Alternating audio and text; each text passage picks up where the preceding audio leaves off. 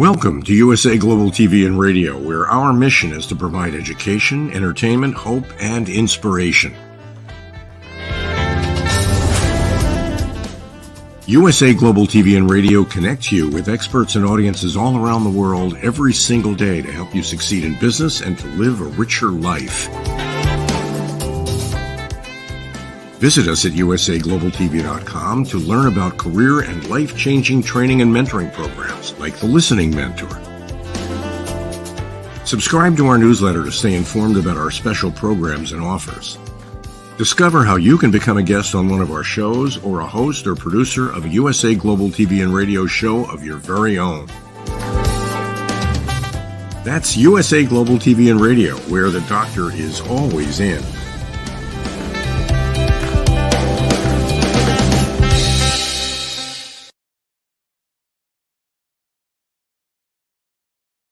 Good afternoon, good evening, good morning. Welcome wherever you are in the world. This is our home, and we invite you to join us here at USA Global TV and Radio as we are streaming to you live from our New Jersey studio in the United States of America.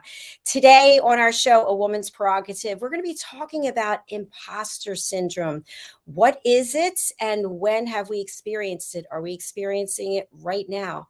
I also want to share that we have some panelists who are joining us for this particular show. And we also have a new time slot for A Woman's Prerogative. So you'll be getting A Woman's Prerogative twice on Mondays. So MARISKA, who's one of our full-time panelists, she is on the later show, which is at 7 p.m. Eastern time, which is also midnight British summertime. So let's welcome our panelists today for this episode. Returning to join us again from London, it's Dr. Justina MUTALE. We have missed you. Welcome back. Thank you, JACALYN. It feels good to be back. I've missed the show. I've missed everybody, all the panelists and all the topics and all the giggles. So I'm really happy to be back. Well, we're super excited to have you. I know how busy you are traveling the world, helping people in so many ways. We're going to get into a little bit about some of the work that you do in just a minute. Let's welcome the rest of our panelists celebrating a deal that finally came true. It's Caroline. You're the Harley Street stress expert. Oh, so happy for you, Caroline. Oh, me too. Me too. Well, celebrating on live TV. Why not? Let people know you had an exchange for your current home to your new home, and there were all kinds of opportunities for you to actually practice your own stress management on yourself. So thank you so much for being here. Let's welcome Dr. Madeleine Chan. Hello. Hi. Hello. Also joining us from London. Nice to have you with us, as well as Caroline, and our dear friend who unfortunately we are keeping from her sleep every time we do the show with her. Joining us from Kenya, it's JENETTA Barry and the Epiphany Process. Hello. Hello, everybody, and welcome back, Dr. MUTALE. It's wonderful to have you here. Thank you very much, JENETTA. It's good to be back. So nice to have you all here. So I just want to get started by once again thanking you all. We're going to be joined by another panelist, Swanette, who is joining us from the island of Madeira. I believe that's where she is. So we're super excited. She'll be joining us in June. Why don't we go around and just share a little bit about our work? What is the first thing that comes to mind when I say to you, Dr. MUTALE, what is it that you are most passionate about?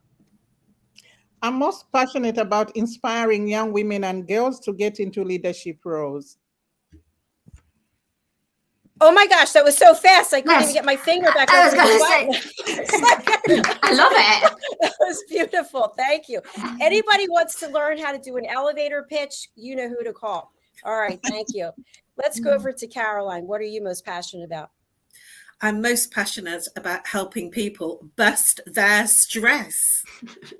Oh my God. I didn't even get to bring up the banner. Okay, I'm staying right here. Okay. Renata, what about you?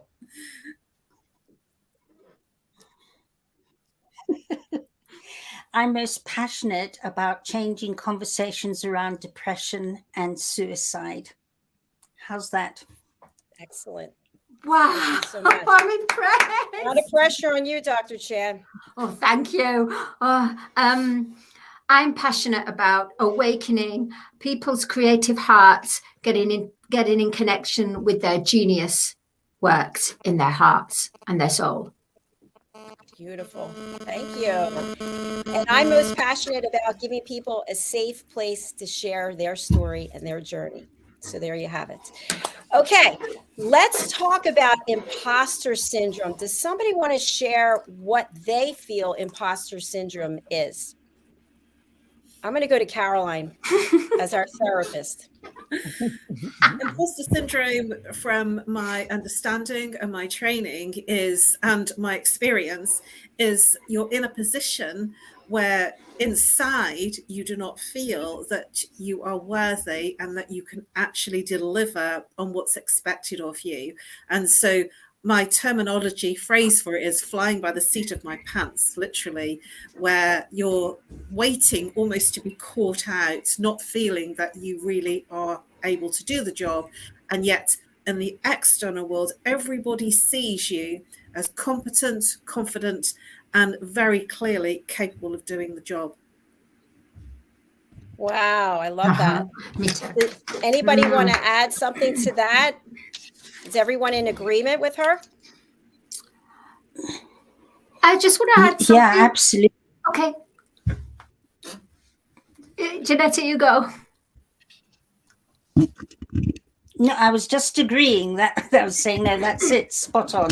So over to you, Madeline. No, I was just going to say that it happens a lot when when someone is starting a new project and then suddenly in that project, even though they're being focused, then they have procrastination, and procrastination is fundamentally how can I say a cause for imposter syndrome. I think that's a great point, Dr. Chan. Thank you. Yeah. Dr. Mutale, anything you'd like to add? I'd like to say that I read somewhere that actually imposter syndrome is good for you because there's always room for improvement. And it's been said before that the world is in its state because stupid people just get up and do things. But I suppose people with high intellect, they hesitate and try to think before they make a move. And that is a good thing. So in a way, imposter syndrome is a good thing because then it makes you work harder to then you keep working harder so that you can believe that you earn the status that you have now. Because if you become complacent and think that you have arrived, then you don't work harder anymore, and it's not good for anybody to be complacent and to kind of rest on their laurels and think, okay, now I have arrived. So it is a good thing in a way. Imposter syndrome is a positive thing to have. I love it. Thank you. Yeah, that makes a lot of sense. I'll share a little bit about when I truly felt like I had imposter syndrome. And I think every day I might still feel like I have it, but I was in corporate for my whole career up till 2020. And I was told over and over and over again, almost every review I ever had with management was, I'm an inch deep and a mile wide, meaning you're calling on an account and you don't get as far as you want to go. So you go to another account and then so on and so on. And I think today I have so many projects that I'm doing. I'm wondering if I'm doing the same thing. I don't know. So I felt like I had imposter syndrome, that I was kind of being told that I need to stay in the corner and do one thing. Does that make sense? Yeah. I'd like to comment. Yes, to our therapist, please. It's absolutely true, because in my dealings with the exchange and selling my property and buying a new one, I've essentially had to stop a lot of other things to get it across the line and to get everything that I've needed to get done. But when you have lots of things on the go, which is current for many people, then it's very difficult to, if your energy is put in one corner, then what happens is it dissipates, and so you're not able to get the full push on getting one thing done. So your energy is spread very thinly, and so then the results become thin in all of the areas. Whereas if you focus on one and make sure that it's done, which is very masculine in its energy, and to get something very practical done, it sometimes requires that energy to get it over the line. Thank you, Caroline. I want to go to Dr. MUTALE, because this woman has a resume that, seriously, the first time I interviewed her, I thought, how could anyone get all this done in one lifetime? So, Dr. MUTALE, I don't think that you're just sitting around doing one thing all the time, are you? Maybe you are. I think Caroline mentioned something that it's very masculine to kind of concentrate on one thing before you do the next. But what I know is that if there's one thing, just one thing a woman can do, it is many, many things, because women are masters of multitasking. And at some point I came across a word called multi-potentialite. This is where we all have the ability to reach our various potentials. What it comes to, I think, is just I think it's your organization skills and time management. You know, in a day, there's 24 hours. In a week, there's 7 days. In a month, there's 30 to 31 days and things like that. So you can apportion times to what you need to do today. For example, I have my foundation. I also have the university. I'm planning a world summit. So all these are captioned, kind of put in their brackets. I know when I'm attending to a meeting to do with the planning of the World Summit, and I know what time I have to attend to the foundation, dealings of the foundation. And of course, also I know what time I need to attend to the university. It is not impossible, because as women, I grew up watching my mother. She had 13 children. She could attend to all of us and make us feel loved all at the same time. She still had time to attend to the husband that was my father. She also had a business, and she also did her chores like housekeeping and to make meals for all of us. Before we grew, we were old enough to start helping her.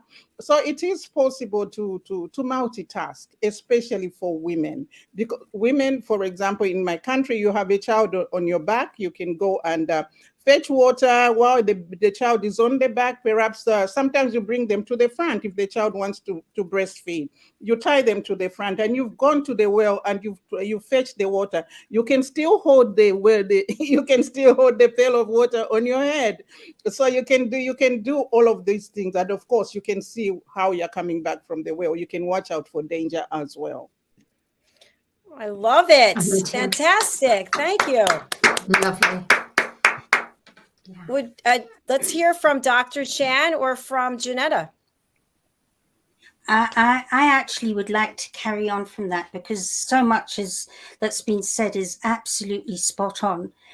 And there's two things I've noticed with imposter syndrome. The one is, one steps into imposter syndrome when you focus on what other people think about what you're doing as being more accurate and valuable than your opinion of what you're doing. And so the moment you take the focus off your purpose and what it is or where your focus is, and you're worried about what other people say, think, and do, you're going to feel like an imposter, because you're going to compare yourself to others and go, well, they manage this and they manage that, and I can't do it the same way. So I've noticed when I've worked with clients that is usually the underlying conversation. And then I've also noticed that it comes in cycles. So, and obviously I'm generalizing, but it appears to me, for myself and for people I've worked with, is that there's a part of the cycle where you feel strong, focused, clear, certain, you know where your purpose is, where you're driven.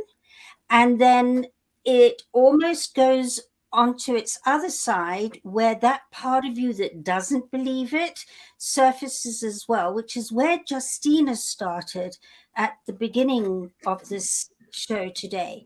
And that is, there's always a balance between feeling absolutely certain and feeling absolutely uncertain. And it's about bringing the two together so that you're in that focused manageability, understanding the value of not being certain, which is what Justina was saying. When you're not certain, it keeps you in a place of checking in on yourself and checking that your focus is where it is. And when you are certain, of course, it helps as well. So if you've got the two running together, then suddenly you find that it doesn't matter what other people think, say, or do about you. What matters is what you're doing, and your heart is full. I like it. Yeah, I do. It really resonates, because what I shared was about what other people were saying about me. And now that I have my own businesses, I don't have to deal with what they're saying about me, because it doesn't matter anymore. Dr. Chan, what are your thoughts? I can relate in two ways, actually, for imposter syndrome. For example, when I was in Malta, I've been living in Malta for like 16 years, and I wrote Star Child, and it was in 2008, like this. This was the original Star Child. And something was telling me, I kept, even though I had it out in Malta, I just thought, no, there's something not right with it. And everyone goes, oh, it's really good and everything, but it doesn't matter how much praise there was. I knew there was something I can do better. I can do better. I didn't go back to this until COVID, until the pandemic happened at 2020. Then I revisited it, rewrote it, and restructured the whole thing. And now from this to this, I did suffer imposter syndrome with Star Child for a good few years. I really did.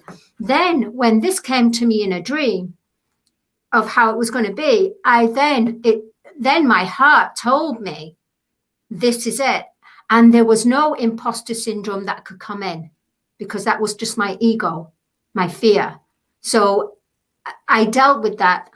And another one would be when I'm presenting talking heads on the USA Global TV and Radio about the expertise of my background. And even though we don't prepare scripts, sometimes I receive downloads during transmission. And at the time, I then transmit it through. But then after, I start getting imposter syndrome, because then I think, oh my gosh, I'm a channel. I clearly receive downloads in the purest source, but then I get imposter syndrome after, and I think, what are people going to think? They'll think I'm a nutter. They'll think I'm just completely on a different planet, which probably am anyway. But yeah. Wow. Thanks for that transparency. I really appreciate you sharing that. Does anyone want to comment back to Madeline? Caroline, go ahead. My feelings on that are absolutely appropriate in terms of what you're experiencing, because it's the anxiety that comes up from imposter syndrome. It's the stress of other people matching, what you think that they're thinking that they want you to do, and trying to second guess. And this causes an internal experience of anxiety, stress, and a mismatch of delivering on other people's expectation versus your own. Did I do right? And this is the internal experience of stress, anxiety, and it can lead to depression, where you're not feeling good enough. And this is the downside of imposter syndrome, because inside, even though it has a trajectory of making you do better, it also has a trajectory of also making you feel that whatever you're doing is not good enough. So there is this fine balance. When you succeed, that's wonderful, but it took you a 5-year journey to get to where you are, and that's because there was an anxiety journey for you and a stress journey. That's valid points, actually. Absolutely right. That 5-year period was full of stress for me. And I knew, would I be accepted as this new? But then you get to the point in your life where you think, well, I can't please everyone. I'm tired of being a people pleaser. And it's like, I can only be me. We can only be who we are and bring our strengths. So now I depression doesn't exist for me. It doesn't. Not now. Beautiful. And that's the internal journey and the growth, your internal growth, your personal journey of your internal growth has superseded. It's not just about the book, it's about many things. And this is our own healing journey. Yeah, that's perfectly said. That this is our healing journey. I love that, Caroline. Thank you. I love the therapy that's being given here. It's excellent. Dr. MUTALE or JENETTA, anything that you would like to add, whether it's to this or something else? Yeah, just an add-on to that is I've noticed that it's easier to feel that imposter syndrome when you're stepping into something that's so much bigger than you, where you're taking risk and needing a lot of courage. And really, it's part of the deal. And when you understand, as we were saying earlier, the value of imposter syndrome and what it allows you to do and to be, as much as it can trip you up, when you can start seeing where it equally serves you, then you can manage imposter syndrome from a place of bigger understanding and know that you're on the journey and you're on track. Thanks, JENETTA. Dr. MUTALE? I think another, just like Dr. Madeleine said about her book, having written the book and then thinking, oh, is this good enough? And going back to it. I've felt that about my books and also all the articles or contributions that I make to publications. But then about public speaking, it's been said that there is the speech you prepare, the speech you deliver, and the speech you wish you had made, you had delivered. I think that is one big area of imposter syndrome, because when you think, for myself especially, I'm always called upon to deliver keynote speeches and sometimes on very huge platforms. So I'd think, okay, what kind of an audience do I have there? And I think this is what I'm going to speak about. And sometimes when I get to this stage and I look around at the people, I find myself giving a different kind of speech. And then when I get off, again, I start thinking in my head, oh, I forgot that point. So that is when the imposter syndrome comes. And when you walk off the stage and everybody said, oh, what a brilliant speech. That was so inspirational. And you're thinking, what did I really say that inspired the people? Because I forgot that important point. But I suppose, like you said, imposter syndrome comes in when we are trying to be validated by other people, and then we are trying to see, am I living up to the standards that these people are expecting? Just like, to make this speech, I'm going there thinking, okay, there are heads of state there are presidents, there are all these kinds of people, so I'm going to address this kind of topic. And I get there and I find, okay, let me just talk about humans and how life is, rather than go political. Because I do have a background in politics and international relations, so on some stages it's to do with things that are quite political.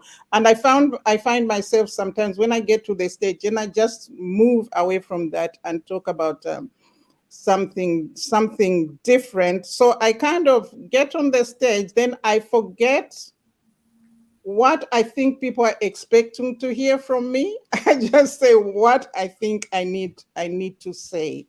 But still, the imposter syndrome is always there in a lot of things. When I write something, I've got to revisit it several times to make sure that the commas are in the right place, the full stops, the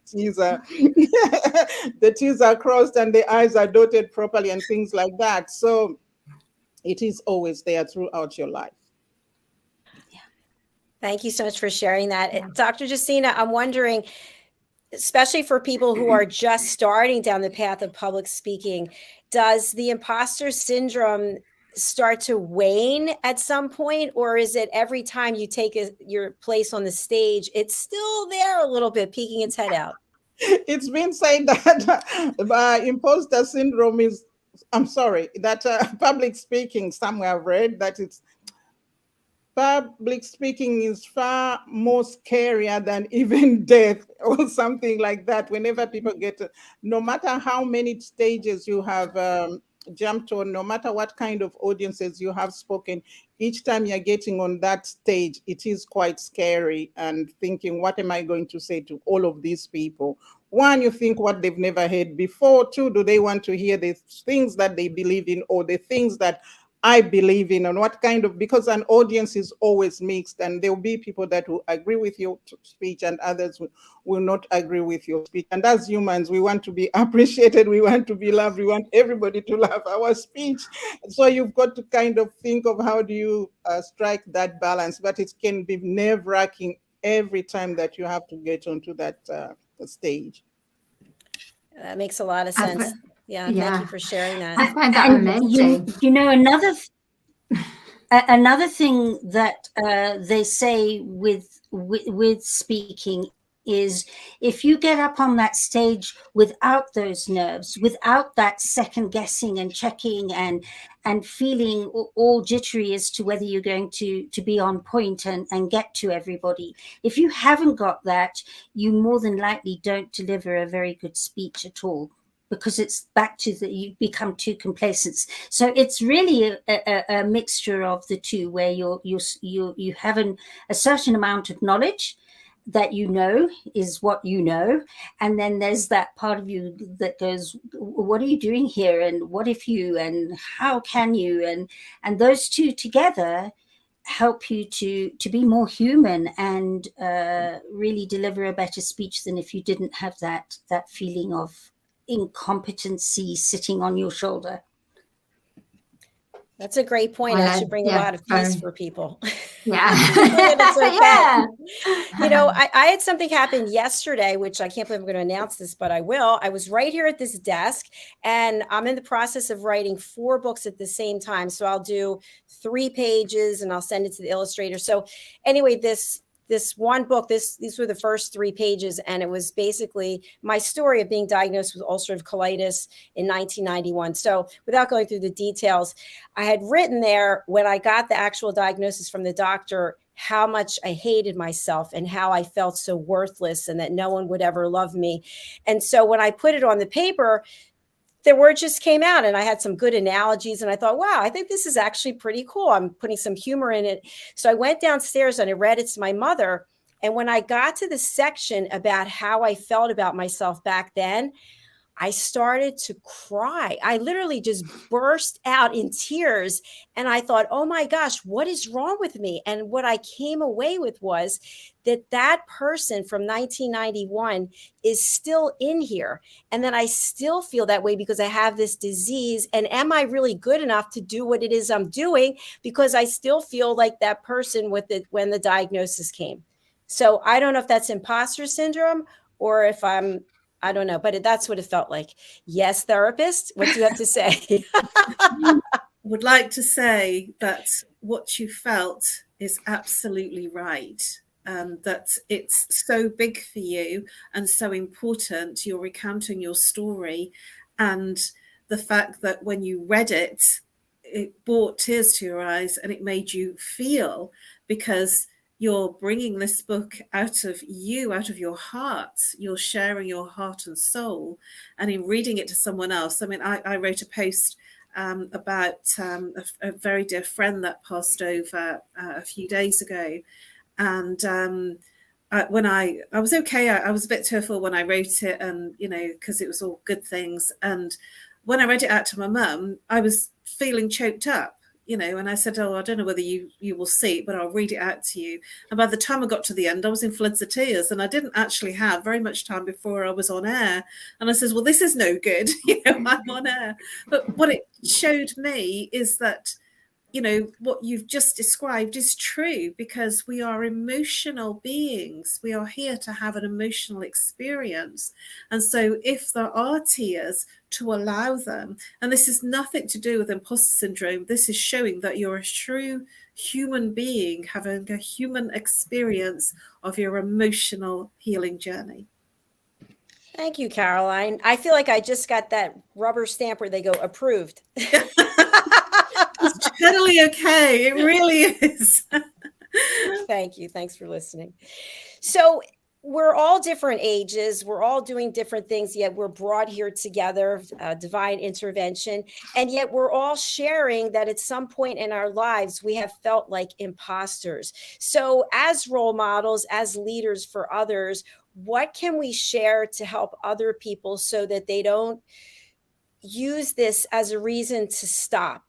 That in other words, if they feel like an imposter, is it okay to just accept it and continue down that path? Or is it time to say, wait a minute, maybe this isn't the path I'm supposed to be on? How do we know? I think it's about having a mentor. When you can surround yourself with people who are doing the same or similar and who understand what it is that you perceive you can and can't do, and you can use people as sounding board. That's been my greatest way of stepping into doing bigger things that seem far bigger than I'm capable of. And that teamwork as well, because the camaraderie of being able to do the same for them also helps you with your imposter syndrome as well. So it's being able to share with like-minded. For me, it's also that open-hearted person or people who sit in your space, in your corner, who truly got your back and are listening to everything you're saying and doing. And when there are doubts, they're there to listen, essentially, and just to be there. And if you ask for guidance, to give that guidance. And that's helped me through so often with my imposter syndrome. Excellent. So we need a mentor. Yeah, I was, as a valid point, actually, Janetta, absolutely. I was going to add that sometimes it's good when you actually, even before you ask your heart space, if you actually write down, what does it make you feel? What is the advantages? What are the disadvantages? What does it make you feel? How are you contributing to life?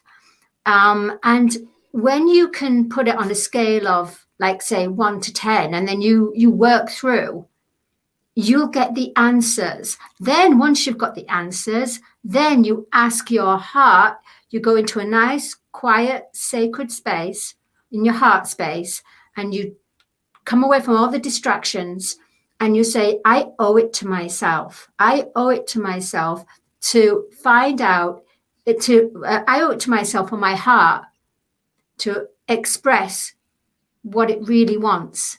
Does this resonate with me? Thank you. Beautiful. Thank you. Dr. Justina? Yeah, I think it's been said that every child can succeed at something. So what it is I noticed that a lot of the time, most people are trying to be like other people. For example, most young people want to be Beyonce. They are trying to become Beyonce, but they can only be one Beyonce in this whole wide world. And it's been said, be yourself, because everybody else is taken. So what it is for me, if I were to advise young people, is first of all to find their talent. What talent has God blessed you with? And find your purpose on how you can utilize that talent. And for you to find that talent, you also have to have the passion for that talent. You can't just wake up today and say, I want to be Beyonce, even if you love music. Because there are different ways to contribute even in the music industry. If you have a love for music, perhaps your strength is not to stand there and sing. You could be good at dancing. You could also be good at DJing. You could also be good at being the master of ceremony. It's all in the entertainment industry. It's also all in the music industry, and not everybody can sing. So once you can find your talent, for example, if you believe you love music and you think, oh, music is my life, perhaps it is your life, but perhaps you don't have good vocal cords, so you can't really be a singer. You cannot sing. Perhaps you could be the DJ, and you could, but you are still in the talent that you want, and also in the area for which you have passion, and also you have a purpose. In that way, then you take off that imposter syndrome of wanting to be Beyonce, and you truly cannot be Beyonce, but you could be good at being the DJ at Beyonce's concert, for example. I love that. Yeah, that makes a lot of sense. Thank you. I'd Yes? like to add to that, because you really got me thinking when I was hearing what you were saying, and you're absolutely right. One of the things that hasn't been mentioned, and I feel it's important to mention, is imposter syndrome usually is the thing that high flyers, very successful people seem to have, because they're so successful, they don't almost feel internally that they're always taking on bigger and more and even more. And it's usually the syndrome that people that are very successful in their own right tend to suffer with. And yet that's the internal experience, but the external experience is that everybody else thinks they're amazing. And I feel that that's really important to say, because the external world sees the person as successful. It's our own internal experiences of how the lack of confidence and self-esteem in various aspects of what we're overcoming and moving through that make the challenge the challenge. And it really is important to say that people that do have this syndrome are usually doing really, really well. Interesting. So imposter syndrome pretty much affects people who are high flyers.